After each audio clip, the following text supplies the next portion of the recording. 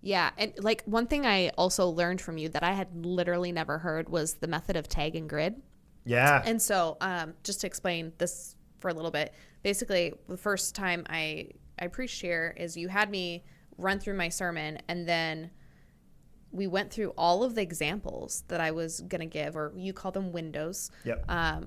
of how what I was saying might apply to someone's life. Yeah. And so we listed out all the different people that attend the church, like single parents, young adults, like couples with young kids, couples who are empty nesters, like Yeah. we go through all of the people, and then every example that I had come up with for my sermon, who did they apply to? Because not Yeah. every example applies to every person. No. And so my very first sermon, there was like a gaping hole where none of my examples would have worked for single moms Yeah. or single parents. And so I was like, well, that's not good. Yeah.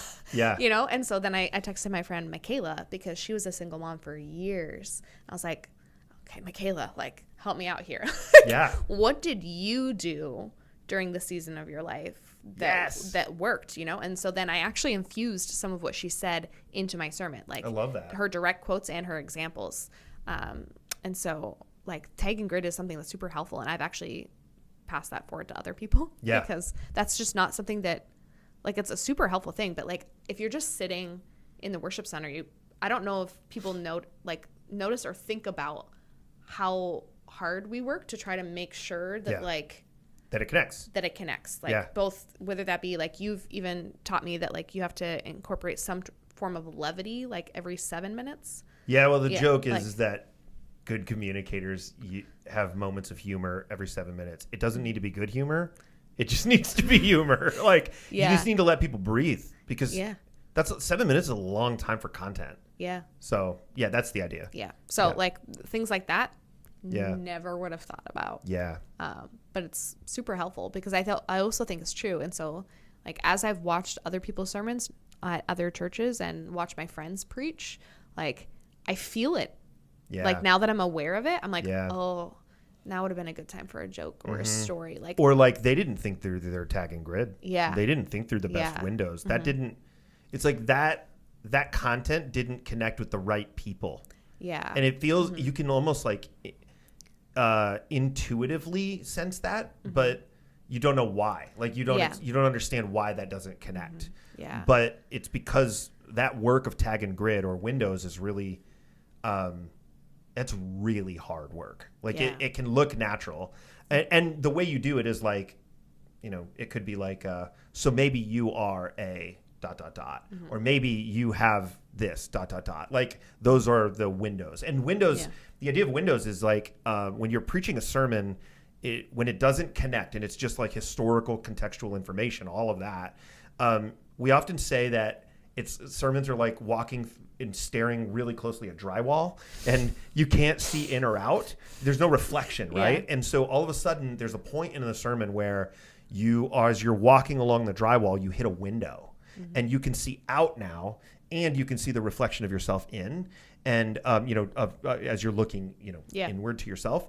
And the best sermons are the ones that have really thought through those windows in a lot of ways, because it makes the listener go, oh, wait a minute, I thought they were just talking about a text, but they're actually talking about me. Yeah. Like, and sometimes it's releasing tension in that right spot that gets people to realize it. But I think the reason why a lot of preachers, when people say, well, it was just good information, but it wasn't practical, is because they haven't thought through those windows. They haven't thought through that tag and grid, or it's just boring. Like, we have the best story in the world to share. Yeah. And part of why I'm so passionate about preaching is that I get angry when people I get frustrated, not angry. I get frustrated when people take the best story ever told and make it boring. It's the most compelling story imaginable. And these characters and situations and scenarios, like,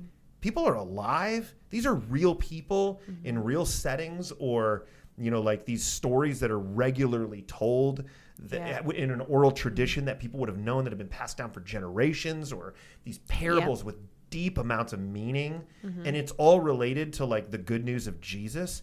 How can you share that uncompellingly. Like, Yeah. no, it's got to be so compelling. And so a lot of the tension that we talk about is what makes a story or makes a sermon be told in a compelling way. We've talked about the balloon analogy, right? Like tension is like blowing up a balloon.